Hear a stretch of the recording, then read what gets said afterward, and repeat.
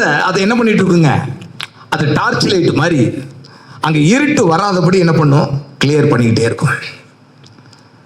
ஏன்னா சத்தியத்தையும் அறிவீர்கள், சத்தியம் உங்களை விடுதலை ஆக்கும். இதை நம்புறவங்க மட்டும் சத்தமா இல்லை சொல்லுங்க.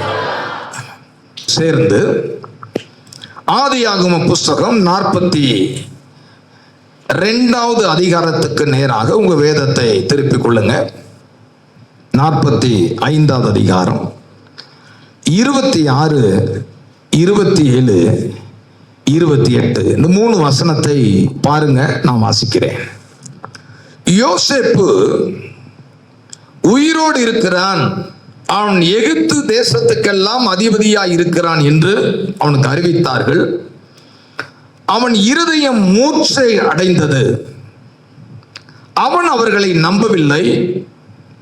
அவர்கள் யோசேப்பு தங்களுடனே சொன்ன வார்த்தைகள் யாவையும் அவனுக்கு சொன்ன பொழுது தன்னை ஏற்றுக்கொண்டு போகும்படி யோசேப்பு அனுப்பின வண்டிகளை அவன் கண்டபோதும் அவர்களுடைய தகப்பனாகிய யாக்கோபின் ஆவி உயிர்த்தது.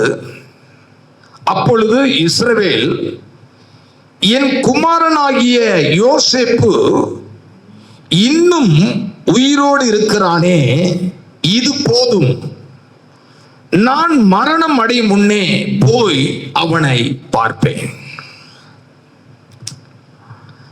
கவனிங்க கவனிங்க, கானான் தேசத்துல பஞ்சம், ஏன் தேசம் எங்கும் பஞ்சம். அந்த நேரத்துல யாக்கோபு தன்னுடைய மகன்களை நோக்கி, ஏண்டா ஒருத்தன் மூஞ்சி ஒருத்தன் பார்த்துட்டு இருக்கிறீங்க, எங்கு பார்த்தாலும் பஞ்சம்,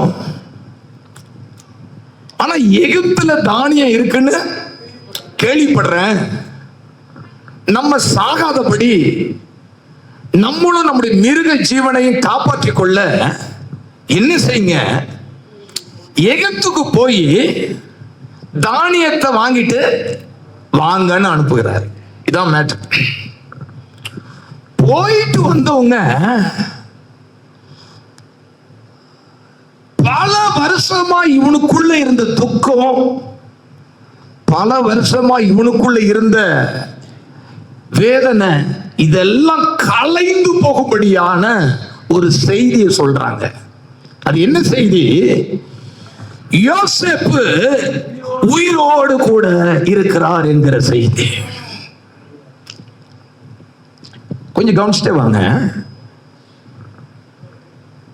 இந்த செய்தி யாக்கோபுக்கு என்ன பண்ணுங்க, இந்த செய்தியை கேட்டோன்னே மூச்சடைத்து போனான். ஏன்னா பல வருஷங்களுக்கு முன்னாடி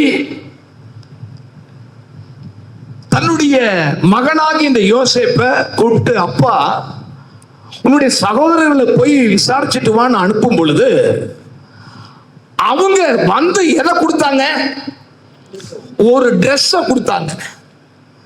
அந்த ட்ரெஸ் எப்படி இருக்குன்னா ரத்த கரை படித்து இருக்கு. தகப்பனை பார்த்து கேட்கிறாங்க, உங்களுடைய குமாரனுடைய துணி தானே இது அப்படின்னு. தகப்பா அழுகுறாரு, ஆமா என் பிள்ளை எங்க, என் பிள்ளை எங்க, நீர் அனுப்பினீர், வருகிற வழியில் ஏதோ ஒரு காட்டு விலங்கு அவனை கொன்னுடுச்சு, துணிதான் எங்களுக்கு கிடைச்சிச்சுன்னு கொண்டு வந்து ஒரு டிராமா, ஒரு நாடகம் நிகழ்த்துறாங்க. ஆனா யோசேப்பு செத்தாரான்னு கேட்டா இல்ல. அவன் மேல் பொறாமை கொண்ட சகோதரர்கள் அவனை ஆடு கோழி விற்கிறது போல காசுக்கு என்ன பண்ணிட்டாங்க, வித்துட்டாங்க. ஆனா அப்பா எதை நம்பிட்டு இருக்கிறாரு சொல்லுங்க, புள்ள செத்துடுச்சு. பைபிள்ல வாசித்து பாருங்க, புள்ள இறந்த உடனே அந்த யோசேப்பு குறித்து பைபிள்ல யாக்கோபு குறித்து எழுதியிருக்கு. அதுக்கு அப்புறம் அவர் ஆறுதல் படுத்த, கிறிஸ்தவ குடும்பத்துல ஒரு மரணம் ஏற்பட்டுச்சுன்னா ஆறுதல் கூட்டம்னு ஒண்ணு நடத்துவாங்க. ஆறுதல் படுத்த போனாங்களாம். அவர் பைபிள போட்டிருக்கு, ஆறுதலுக்கு இடம் கொடாமல் நான் துக்கத்தோட எங்க போவேன்? பாதாளத்துக்கு போவேன். யாக்கோபு, நான் சொல்றேன், கிறிஸ்தவ வாழ்க்கை அப்படிங்கிறது என்னதுங்க? உன் மனதை புதியதாக்குறது. எல்லாம் சொல்லுங்க பார்ப்போம், சத்தமா சொல்லுங்க. இது மதம் அல்ல. எல்லாம் சேர்ந்து சொல்லுங்க. இங்க நீ வந்தீனா என்ன நடக்கும்? உன் மனசு புதுசா மாறும். கை உயர்த்தி ஒரு ஆளுகளை சொல்லுங்களேன் பாருங்க. உன் மனசு புதுசா மாறும், உன் முகம் அழகா மாறும். மைண்ட் மாற மாற, சத்தமா சொல்லுங்க, முகம் அழகா மாறிடும். முகம் அழகாக மாறும், நோய் போயிடும், இளம வந்துடும், வயசு கூடும். ஆனா உன்னை பார்த்து வயசானவன்னு சொல்ல மாட்டாங்க. கையை தட்டி எல்லாரும் ஆண்டவர் மகிமைப்படுத்துங்க பார்ப்போம். துக்கத்தோட நான் எங்க போவேன்? இந்த யாக்கோபு யாரு சொல்லுங்க? தேவனுடைய தரிசனத்தை பெற்றவர். இந்த யாக்கோபுடைய அப்பா யாரு? ஒரு பெரிய பரிசுத்தவான். இவங்க யாக்கோபுடைய தாத்தா யாரு? ஆண்டவருக்கு சிநேகிதன் என்று பெயர் பெற்ற ஒரு விசுவாச வீரன். விசுவாசிகளுக்கெல்லாம் அவன் யாருங்க? தகப்பன். ஆனா இவர் என்ன முடிவு வந்துட்டாரு? நான் எப்படிதான் சாவேன்? அழுங்க. எவ்வளவு நேரம் அழுங்க? கொஞ்ச நேரம் சிரிச்சுக்கிட்டே இருங்க. நீங்க பிசாச கடுப்பேற்றணும்னா நீங்க என்ன செஞ்சுட்டே இருக்கணுங்க? சிரிச்சுக்கிட்டே இருக்கணும். துக்கத்தோடையே என்னுடைய வாழ்க்கையை முடிப்பேன் என்று தீர்மானமா இருந்த மனுஷன். நீங்க பைபிள் வாசிச்சு பாருங்க. அதுக்கு பின்னாடி அவருக்கு சொப்பனம் இல்ல, முடிச்சிருங்க, தரிசனம் இல்ல, ஏதோ வாழ்றாரு. நீங்க சில பேர் வர்றீங்களா ஏதோ சர்ச்சைக்கு. யாக்கோபு அதுக்கப்புறம் ஏதோ வாழ்றாரு. சபைக்கு வந்துட்டா உயிர்த்தெழுந்தாரு. இந்த பாட்டு தான் பாஸ்டர் இன்னைக்கு பாடுவாரு. இன்னைக்கு ஈஸ்டர். அல்லேலூயா. நம்மளும் என்ன செய்வோம்? சேர்ந்து பாடுவோம். அப்புறம் வொர்ஷிப்ல வந்து உயிரோடு எழுந்தவரே பாடுவாங்க, நம்மளும் பாடுவோம். ஏன் உங்க மைண்ட நீங்க எப்படி பிக்ஸ் பண்ணிட்டீங்க? நான் இப்படிதான் இருப்பேன் பாஸ்டர், இன்னும் எத்தனை வருஷம் ஆகட்டும், நான் இப்படியே இருப்பேங்கிறவங்கள நான் மட்டும் இல்ல, ஆண்டவரும் உங்களை ஒண்ணுமே பண்ண முடியாது. ஏன்னா ஆண்டவர் என்ன சொல்லிட்டாரு? என்னுடைய ஆவி, முடிச்சிருங்க, எப்பொழுதும் ஒருவனோடு என்ன செய்யறது இல்லையா? போராடுகிறது இல்லை. ஆண்டவர் உங்கள்கிட்ட போராடிக்கிட்டு இருக்க மாட்டார். ஆனா நீங்க ஃபிளெக்சிபிளா அப்படி விட்டு கொடுத்தீங்க, உங்களை எந்த லெவலுக்கு தூக்கிட்டு போகணுமோ அந்த அளவுக்கு தூக்கி கொண்டு போய் உங்களை ஆசீர்வதிக்க என் இயேசு நல்லவராக இருக்கிறார்.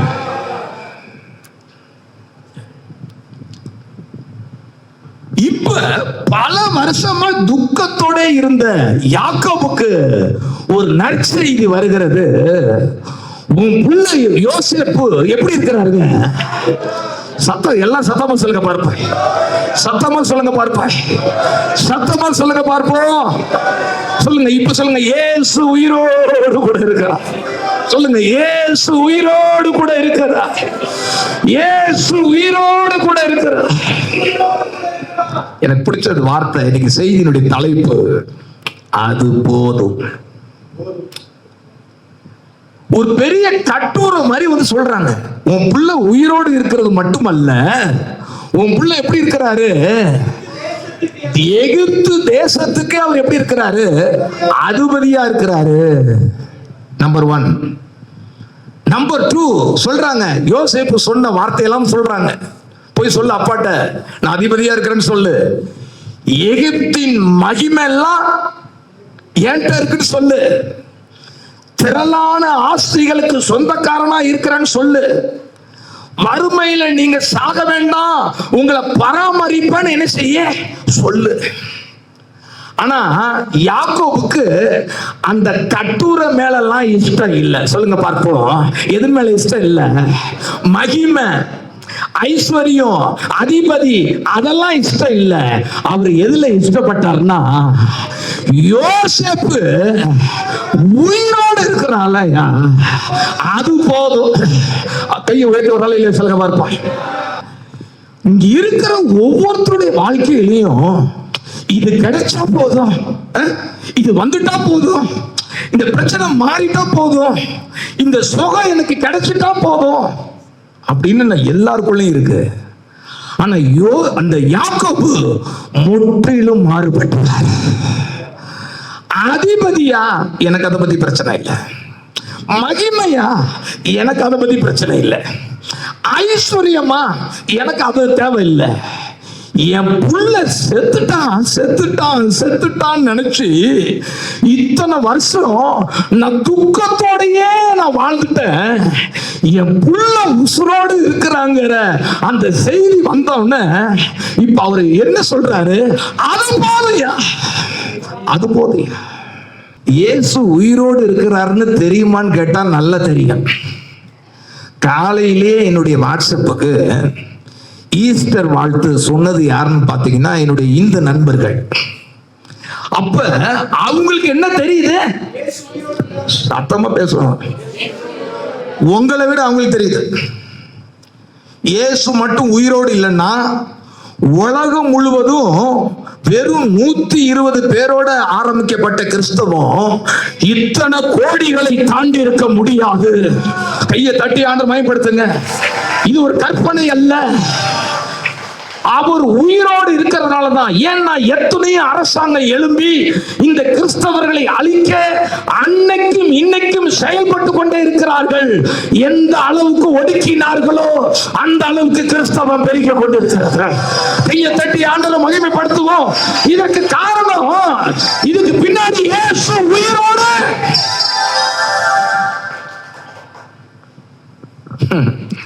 கற்பனையை நம்ம ஆராதிக்கல, இயேசு உயிரோடு கூட இருக்கிறார். நான் சொல்றேன், உயிரோடு இருக்கிறான்னு தெரிஞ்ச உடனே வளன்னு பேசல. இப்ப என்ன முடிவுக்கு வந்துட்டாங்க, பேசுங்க, யாருக்காவது புரியுதான்னு பார்ப்போம். மீட் பண்ணணும்னு முடிவுக்கு வந்துட்டாங்க. உயிரோடு இருக்கிறாருங்கிற செய்தி யாக்கோபுக்கு கிடைச்ச உடனே அவர் என்ன பண்றாருங்க, என் பிள்ளைய நான் என்ன பண்ணணும் பார்க்கணும்.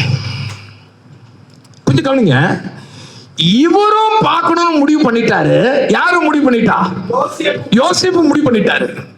இப்ப 2 பேரும் மீட் பண்ற அந்த இடத்தை வாசிங்களேன். அந்த இடத்தை வாசிங்க. 46வது அதிகாரம் 46வது அதிகாரம் 29, 30 சத்தமா வாசிக்க கேட்போம். யோசேப்பு தன் ரதத்தை ஆயத்தப்படுத்தி அதின்மேல் ஏறி தன் தகப்பனாகிய இஸ்ரவேலை சந்திக்கும்படி போய் அவனை கண்டு அவனுடைய கழுத்தை கட்டிக்கொண்டு வெகு நேரம் அவன் கழுத்தை விடாமல் அழுதான். கையை உயர்த்தி ஒரு நாளையில சிலக பார்ப்போம். இயேசு உயிரோட இருக்கிறாருன்னு யாருக்கு தெரியுது, உலக மக்களுக்கு தெரியுது. ஆனா அதனால அவன் வாழ்ந்திருக்க முடியாது. யாரு இயேசுவை மீட் பண்ணுகிறார்களோ, யாரு இயேசுவோடு நெருக்கமாகிறார்களோ அவங்க தான் என்ன செய்ய முடியுங்க, வாழ முடியும். நம்ம எந்த கூட்டம், சத்தமா சொல்லுங்க, நம்ம எந்த கூட்டம், நம்ம எந்த கூட்டம்? இயேசு உயிரோடு இருக்கிறாருன்னு தெரிஞ்சிருக்கிற கூட்டமா, அவரை மீட் பண்ணுகிற கூட்டமா?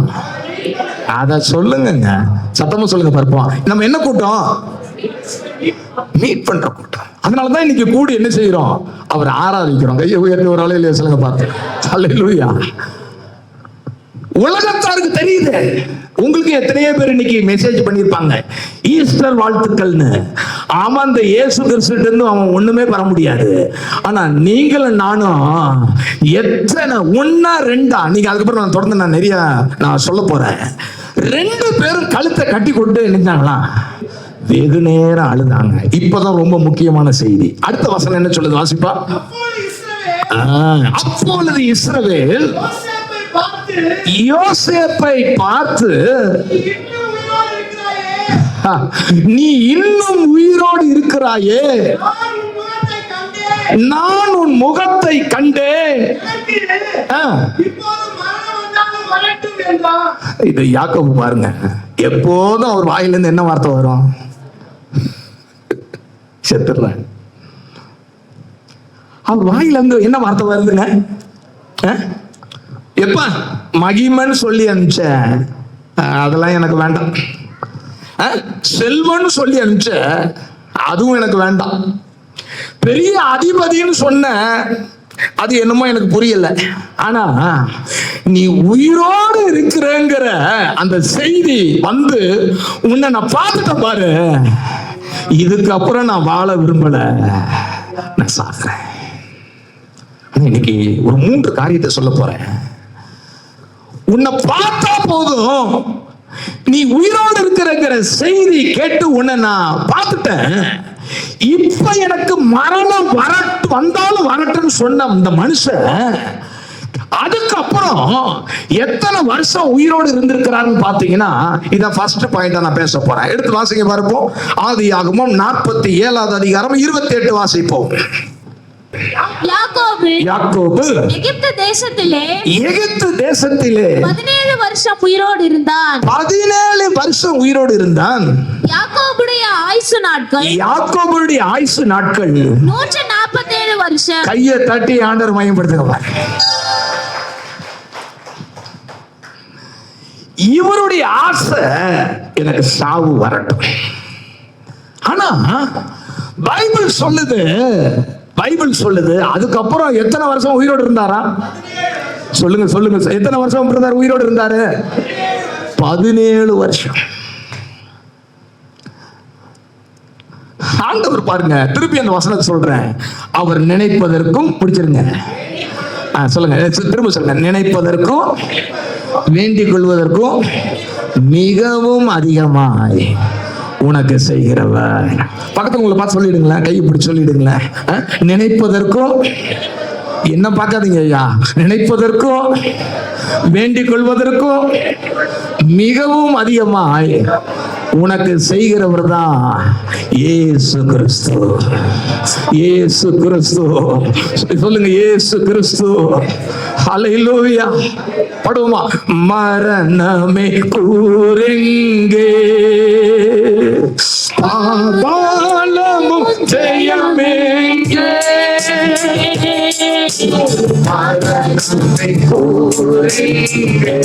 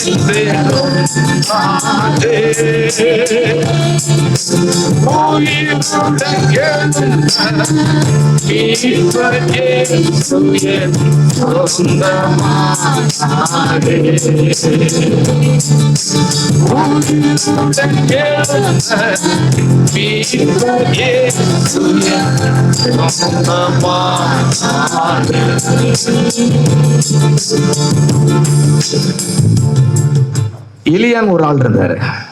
அவரு ஒரு வார்த்தை சொன்னார், போதும் கர்த்தாவே, என் ஜீவனை நான் சூசைட் பண்ணிக்க விரும்பல, நீங்களே என்னை கருணை கொலை பண்ணிவிடுங்கள். அவனை பார்த்து இயேசு இன்னும் ஒரு 1 ஹவர்ல உன் கதையை முடிச்சிடறேன்னு சொல்லல, நீ போக வேண்டிய தூரம். கையை உயர்த்தி ஒரு யாக்கோப சின்ன வயசுலயே அவன் சகோதரன் முடிக்க விரும்பினான். அப்பா சாகட்டும், உன்னை நான் கொன்னுடுவேன். லாபான் சொல்றான், உனக்கு தீமை செய்ய எனக்கு வல்லமை உண்டு, உன்னை நான் காலி பண்ணிடுறேன்னு. அந்த மனுஷனை கர்த்தர் எத்தனை வருஷம் வாழ வச்சாருங்க? 147 வருஷம் வாழ வைத்தார். உன்னை நான் பார்த்துட்டேன், அது போதும் அப்படின்னு சொன்ன மனுஷனை மீண்டும் 17 வருஷம் கர்த்தர் உயிரோடு வைத்தார். இதை பாருங்க,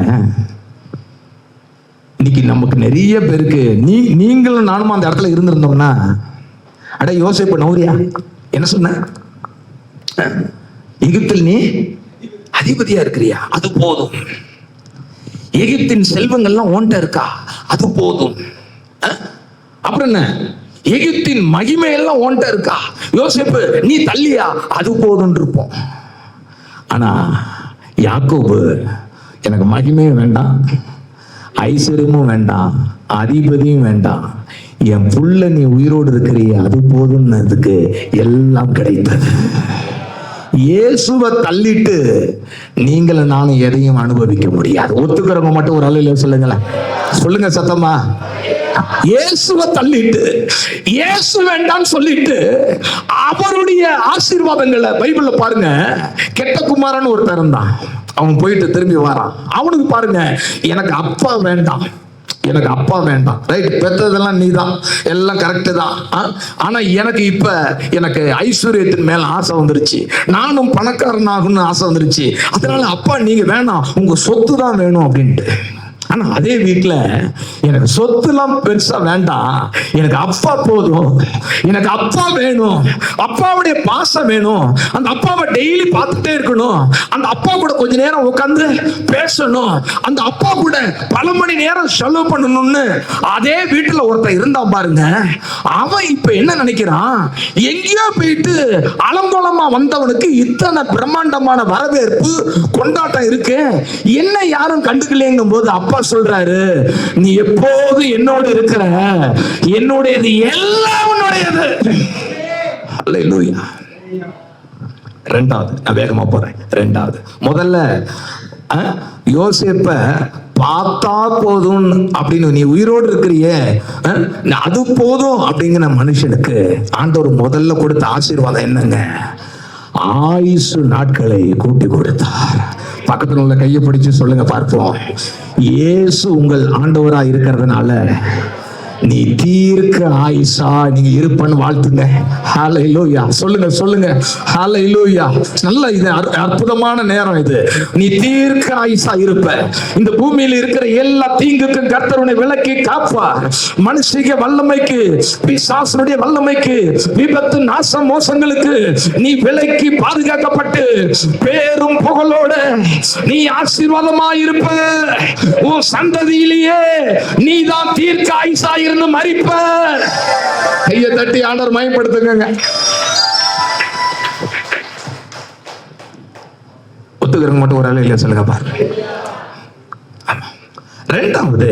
ரெண்டாவது பாயிண்ட், நினைச்சு உன் லைஃப்ல உன் தகுதிக்கு மிஞ்சின ஒரு பெரிய மனுஷனுடைய உறவு.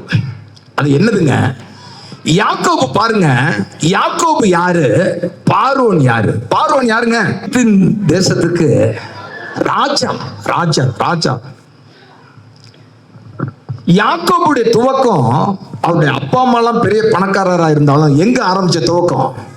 தெருவுல, வீதியில ஆரம்பிச்ச துவக்கம். இந்த யாக்கோபுக்கும் ராஜாவுக்கும் ஏதாவது சம்பந்தம் இருக்கா? சொல்லுங்க. இவர் கற்பனை பண்ணிருப்பாரா ராஜாவெல்லாம் போய் பாப்பன்னு? பைபிள்ல பார்த்து பாருங்க. இந்த யாக்கோபு இப்ப யாருக்கு முன்னாடி நிக்கிறாருன்னா ராஜாவுக்கு முன்னாடி. வாசிப்போமா? 47:7-8 வேகமா வாசிங்க.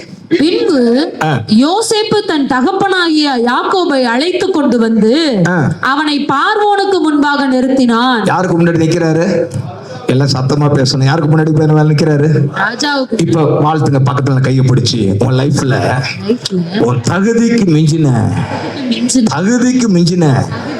பெரிய பெரிய ஆசீர்வாதங்களுக்கு முன்னாடி நீ நிற்ப. நல்ல வாழ்த்துக்குங்க, நல்ல வாழ்த்துக்கு.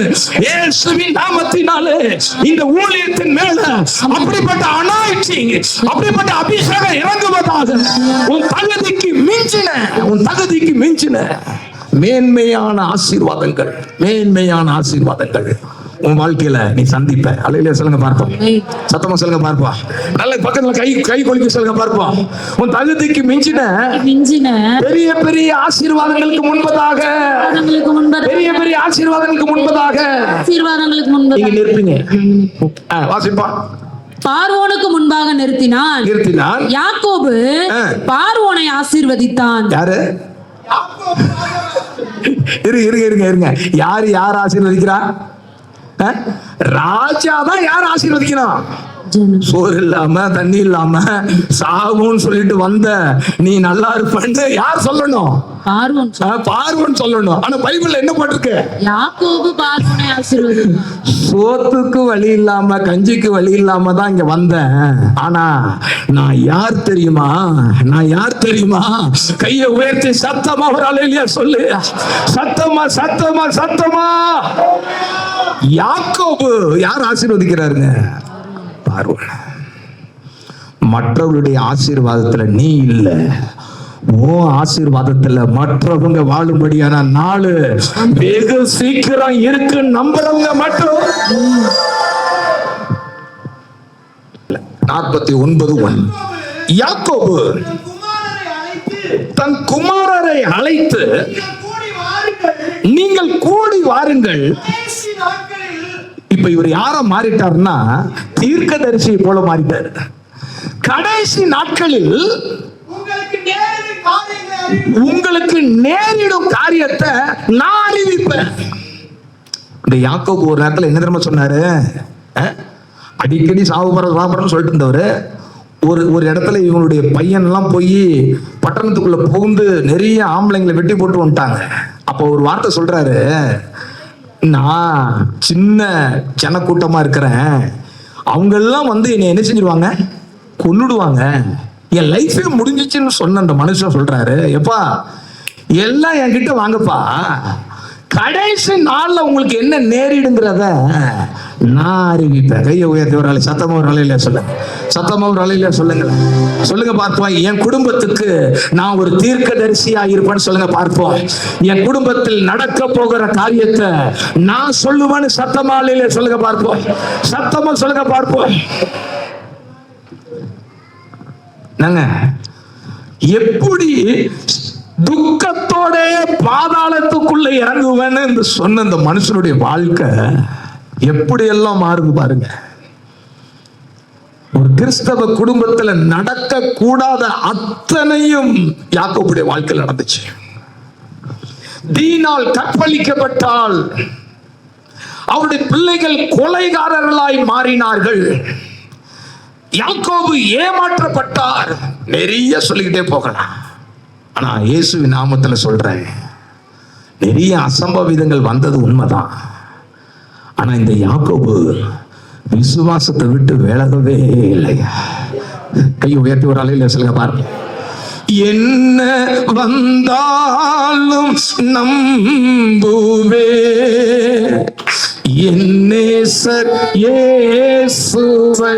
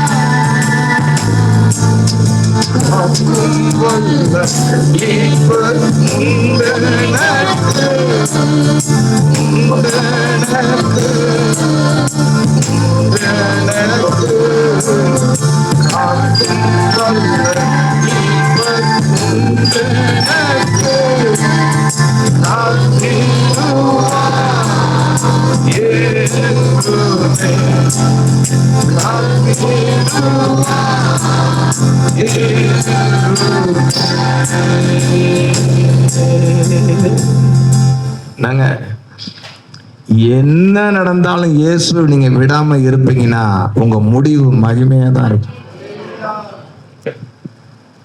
இவர் எகிப்தின் மகிமைக்காக போனாரா? உங்களை பார்த்து கேட்கிறேன், போனாரா? ஒரு அதிபதியை பார்க்க போகணும்னு போனாரா? பார்வோனை பாப்பன்னு விரும்பினாரா? எகிப்தின் கொழுமையை அனுபவிப்பேன்னு அவர் ஆசைப்பட்டாரா?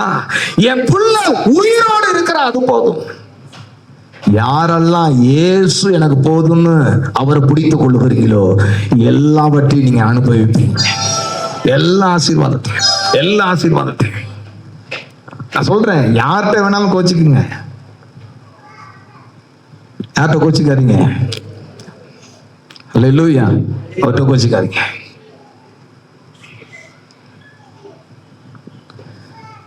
கடைசியா ராணுவ மரியாதையோடு அவர் செத்தார். வாசிப்போமா? ஆதியாகமம் 50வது அதிகாரம்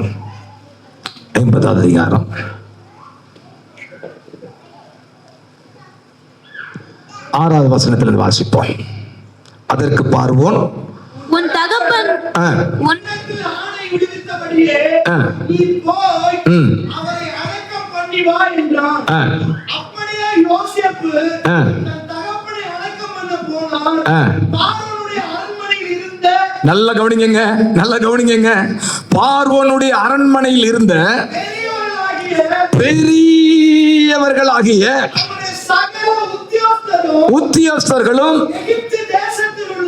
எகிப்து தேசத்தில் உள்ள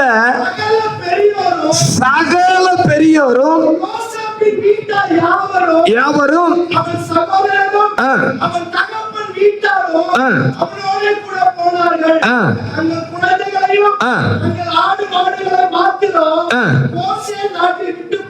இதை விட சூப்பர் 9வது வசனம் வாசிப்பா. ரதங்களும் குதிரை வீரரும் அவனோட போனதினால் பரிவார கூட்டம். இப்படி என் வாழ்க்கை முடியுங்கிறவ மட்டும் கொஞ்ச நேரம் நிறுத்தாம நல்ல கையை தட்டி, ஆண்டவரை, ஒருவேளை இந்த சர்ச்சைக்கு வரும்போது நான் ஒரு ஓட்டாண்டியாய், நான் ஒரு தரித்திரனாய், அலட்சியம் பண்ணப்பட்டவனாய், அற்பமான மனுஷனா நான் உள்ள வந்திருக்கலாம். ஆனா என் ஓட்டத்தை நான் எப்படி முடிக்க போறேன்னா,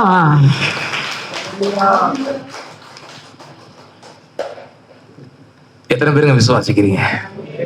அல்லேலூயா. நான் சொல்றேன், ஆசீர்வாதத்துக்கு பின்னாடி நீங்க ஓடாதீங்க, அது உங்களை தேடி வரணும். பலாப்பழத்தை நீ எந்த பஸ்ல ஏறினாலும் விடவே விடாது. கையை உயர்த்தி ஒரு அலையில சொல்லுங்க. ட்ரெயின்ல கொண்டு போனாலும் விடாது, பஸ்ல போனாலும் விடாது, கொளுத்து வெயில்ல இருந்தாலும் நிழலுக்கு வான்னு சொல்லாது, அது பின்னாடி வந்துகிட்டே இருக்கும். இயேசுங்கிற பலாப்பழத்தை விட்டுடாத. அவரை வாயில உச்சரித்து கொண்டே இரு, அவரை புகழ்ந்து கொண்டே இரு, அவரை பாடிக்கொண்டே இரு, அவரை உயர்த்தி கொண்டே இரு. நீங்க உயிரோடு இருக்கிறீங்கப்பா, அது போதும். யோபு சொல்லுகிறார், நான் பெத்த எல்லா பிள்ளைகளும் இறந்துட்டாங்க, ஆனா என் மீட்பர் உயிரோடு கூட இருக்கிறார். நான் சொல்றேன் இயேசுவின் நாமத்தினால, ஆசீர்வாதங்கள் உங்களை துரத்தணும்னா, செல்வம் உங்களை துரத்தணும்னா, தீர்க்க ஆயுசு உங்களை துரத்தணும்னா, அதுக்கு பின்னாடி ஓடாதீங்க. எது உங்க மனசுல நிரம்பி இருக்கணும்? என் இயேசு உயிரோடு கூட இருக்கிறார். எல்லாம் சொல்லுங்க பார்ப்போம். என் இயேசு உயிரோடு கூட இருக்கிறார். ஹல்லேலூயா. உயிரோடு எழுந்தவரே உம்மை ஆராதனை செய்கிறோம்.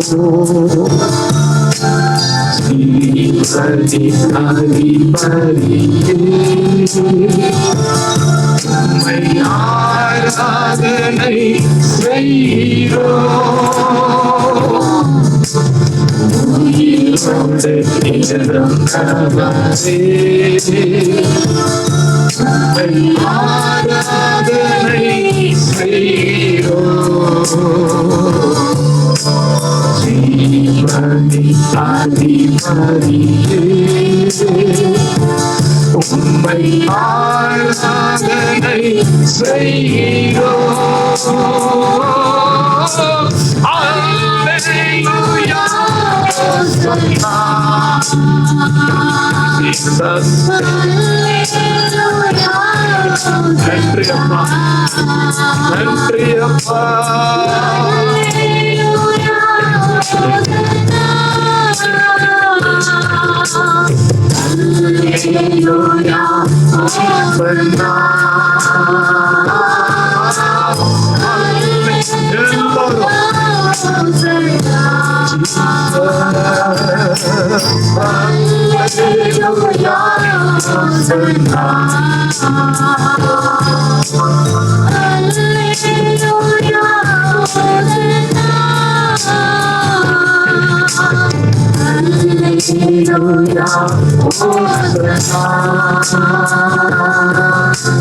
இந்த உயிருள்ள நாட்களெல்லாம் உம்மை புகழ்ந்து பாடிடும். நீங்கதான்ப்பா முக்கியம். நாட்களெல்லாம் உம்மை புகழ்ந்து பாடிடுவே. ராஜா நீ செய்த நன்மைகளை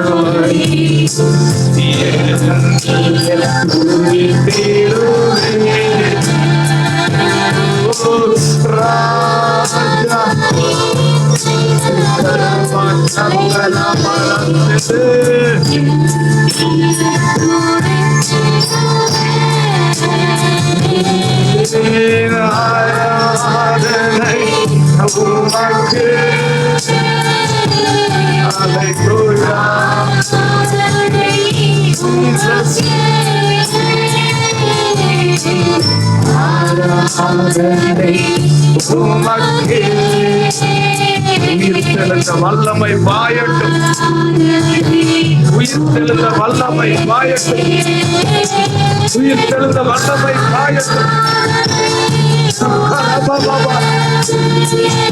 உயிர்த்தெழுந்த வல்லமை பாயட்டும்.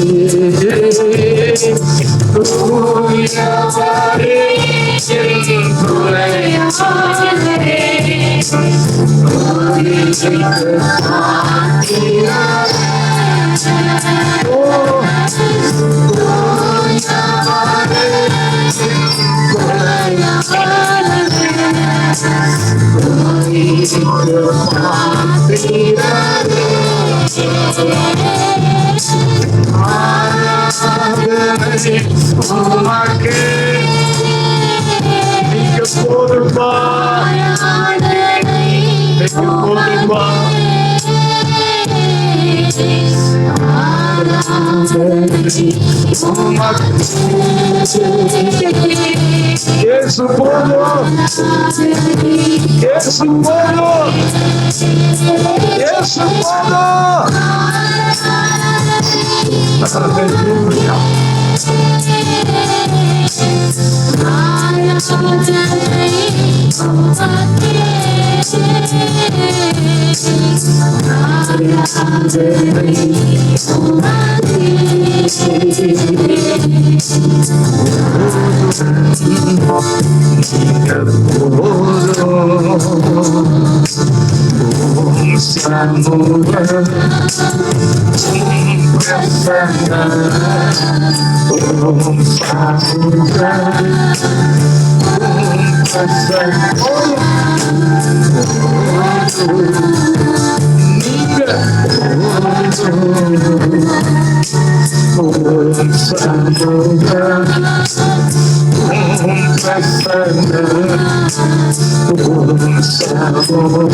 திரும்பவும் நீங்க போதும்பா, நீங்க போதுன்னு சொல்லுங்க.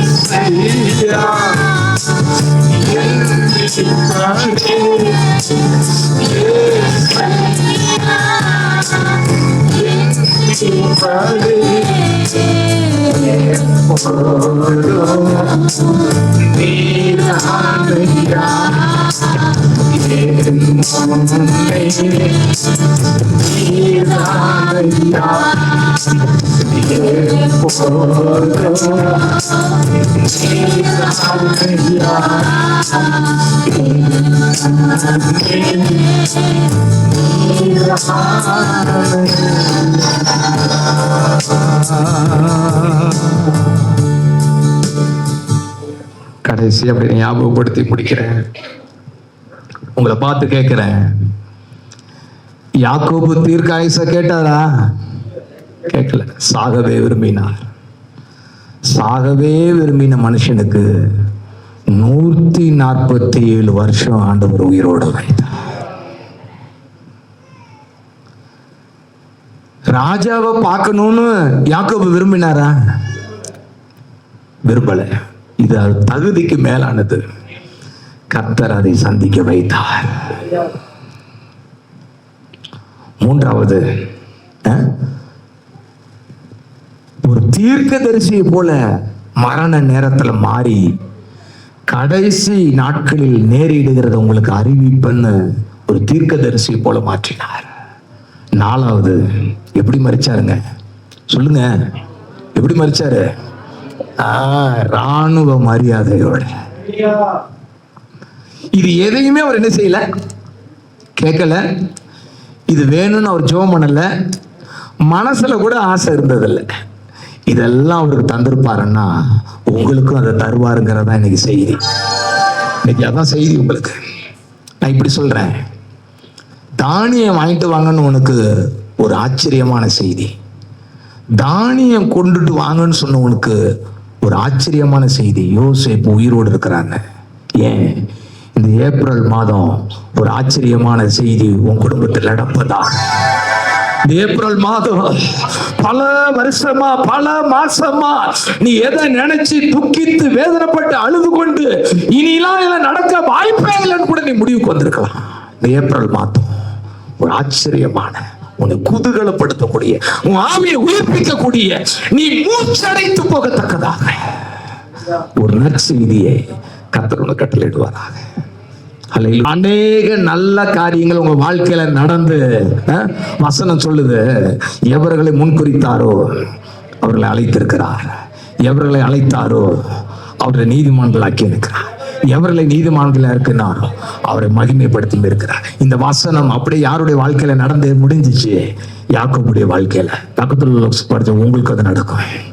சொல்லுங்க, கையப்படி சொல்லுங்க. என்னன்னு சொல்லுங்க, சொல்லுங்க. என்னது? நீ கேட்காத தீர்க்க ஆயுசு உன் குடும்பத்துல நீதான் ரொம்ப நாள் கழிச்சு சாவ. கையை தட்டி ஆண்டர் பயப்படுத்துங்க பாருங்க. ஆமா, நீ செத்துன்னு நினைச்சா பாரு, அவன் போயிடுவான், அவன் சாவுக்கு நீ போயிட்டு வருவ, ஆனா நீ சாகவே மாட்டே. ஹல்லேலூயா. தீர்க்க ஆயுசு. ரெண்டாவது என்னதுங்க? நினைச்சு கூட பாராத தகுதிக்கு மிஞ்சின மேன்மையான ஆசீர்வாதம். மூணாவது என்னதுங்க? தீர்க்கதரிசியை போல உன் குடும்பத்துக்கு நீ என்ன செய்வ? இருப்ப. வருகிற காரியங்களை நீ சொல்லுவ, மறைக்கப்பட்ட காரியத்தை நீ சொல்லுவ. கடைசியா ராணுவ மரியாதையோட நீ சாவ. கையை உயர்த்தி ஒரு நிலையில சொல்லுங்க பார்ப்போம். அந்த அளவுக்கு கர்த்தர் உன்னை பேரும் புகழோடும் சுகத்தோடும் செல்வத்தோடும் உயர்வோடும் உன்னை ஆக்குவாராக. ஈஸ்டர் செய்தி அதுதான். கையை தட்டி ஆண்டவர் மயப்படுத்துவோம். எல்லாரும் கண்களை மூடுவோம். நல்ல தகப்பனே, இந்த அற்புதமான நேரத்திற்காக நன்றியுள்ளத்தோடு உங்களை ஸ்தோத்திரிக்கிறோம். இயேசு உயிர்த்தெழுந்தார் அப்படிங்கிறது ஆண்டவரே இந்த உலகத்துக்கு ஒரு செய்தி, ஆனா எங்களுக்கு அதை தாண்டி அது ஒரு பெரிய உறவு ஆண்டவரே. ஹல்லேலூயா. யோசேப்பு உயிரோடு இருக்கிறார்னு உடனே யாக்கோபால வீட்டுல இருக்க முடியல. என் பிள்ளைய நான் மீட் பண்ணணும், நான் கட்டி தழுவணும் அப்படின்னு புறப்பட்டது போல ஆண்டவரே உங்களுடைய பிள்ளைகளும் இந்த ஈஸ்டர் தினத்தன்று இயேசு உயிர்த்தெழுந்தாருங்கிற அந்த அனுபவத்தை தாண்டி அவரோடு நான் சொந்த கொள்ளணும், அவரோடு நான் ஐக்கியம் கொள்ளணும், அவரோடு நான் இன்னும் நெருக்கமாய் மாறணும். எல்லாவற்றுக்கும் மேலாக அவரே என்னுடைய வாழ்க்கையில பிரதானம். சொல்லுங்க, அவரே என்னுடைய வாழ்க்கையில பிரதானம், அவரே என்னுடைய வாழ்க்கையில பிரதானம். உங்களை நாங்க பிரதானமாய் வைக்கும் போது எல்லா நன்மை கிருபை எங்களை தொடரும் ஆண்டவரே. வந்திருக்கிற உங்க மக்கள் ஆண்டவரே இந்த சத்தியம் சத்துரு திருடி விடாதபடி அவங்க உள்ளத்துல அது வேலை செய்து கொண்டே இருக்கட்டும். 30, 60, 100 பலனை அவங்களுக்கு திருப்பி தரட்டும் ஆண்டவரே. வந்திருக்கிற ஒவ்வொருவரையும் நான் ஆசீர்வதித்து அனுப்புகிறேன். உங்க உயிர் தெளிந்த வல்லமை உங்களுடைய பிள்ளைகள் அவருடைய குடும்பத்தோடு இருப்பதாக இந்த ரத்தத்தை ஒவ்வொரு மேலும் தெளித்து அனுப்புகிறேன். தேவ தூதர்கள் உங்களுடைய பிள்ளைகளோடு கூட கடந்து போவார்களாக. இந்த ரத்தத்துக்குள்ளைகளை மறைத்துக் கொள்ளும், மகிமையான காரியங்களை செய்யும். இயேசுவின்